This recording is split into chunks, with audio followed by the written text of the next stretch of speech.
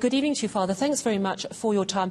You are one of those people in the faith community that is actually very concerned about this decision. Tell us why. Good evening, Sally, and good evening to all your viewers. Yes, we've seen today that this is a very divisive issue. So primarily, my role as a pastor, I think, is to care for people. And when I start to look at what's been presented, if one looks, for example, at what's happened in other parts of the world when churches have reopened. There was just recently a case in Germany reported by the BBC where they applied all the sanitizing and the masks and so forth, and yet people still got sick and they had to shut that church down. We've seen a Catholic parish in the south of the States that was closed, that opened up, and 4 days later had to close again, and the pastor himself is sick. So my real concern is, bringing people together.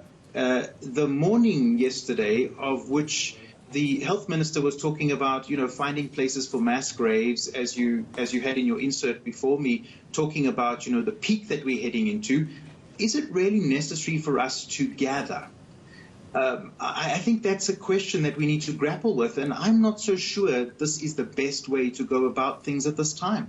I think the 2 points for me that make sense to a certain extent is, one, the role of the church in guiding people through such a very anxious and frightening time, particularly as people are losing their jobs.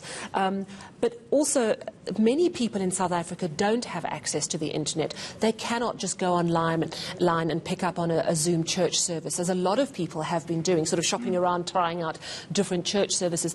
So a lot of people are completely denied that community of faith, which for many is an incredible comfort. Do you not think that that is really crucial at this time?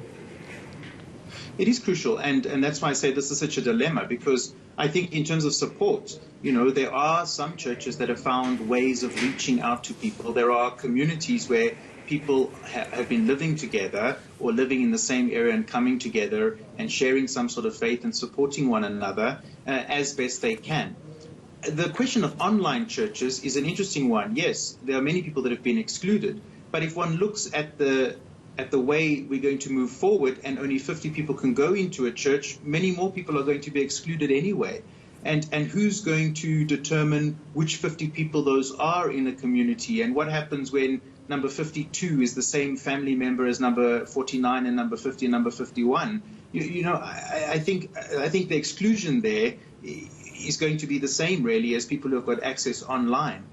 And it seems to me that the important thing to do is to find ways that we as structures, as leaders in the church, to find ways to give people the capacity to support one another, and we support them where we can and how we can, where they find themselves now.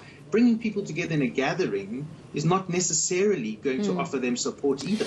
I think a lot of people today are asking why. They're saying, why church services and why not restaurants? Why church services and why not hair salons, where people make their money? And I was wondering what your view is. Do you think that it is, as we discussed earlier, the vital role of the church in offering comfort, and the fact that there's a very strong trust relationship that the President alluded to between churches? They made huge sacrifices, cancelling Maria, cancelling Easter services. So there's a very clear indication that churches absolutely will comply. Or do you think that there's something a little more cynical at play? Do you think it's an attempt to keep the faith community on side with the President? Sure, I really can't answer that. But what I can say is, I think people have, and I think we as ministers have felt the pain of not being able to minister to people.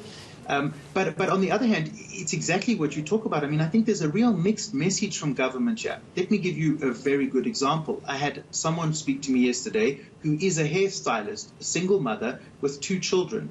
She is very upset. Yesterday she phoned me because her business is in trouble, and she's going to have to liquidate, and she doesn't know what's going to happen in the future. And today she said to me, the thing that really hurts me is I can't do my business when I've got 2 or 3 people in my salon, which is at my house. I never have a lot of people, but I can go to church on a Sunday. So I think there's a very mixed message here as well, and a lot of confusion for people. Another thing in terms of the church, many of our ministers, not all, but a lot of ministers, are also over the age of 60. So when we say 60-year-olds shouldn't be going out, and we're putting people in a position where they will be expected to minister in a crowd, there's another balancing act there. The cost of the sanitizing for the churches, who's going to pay for that? So I think there's a lot of factors that come into play. It's not an easy thing to do, but I really am just thinking we should be much more cautious than what we are being. And I wonder why so quickly this decision was made. Whether other forces are at play or the president feels pressure, I don't know. One can only surmise. We just simply don't know that.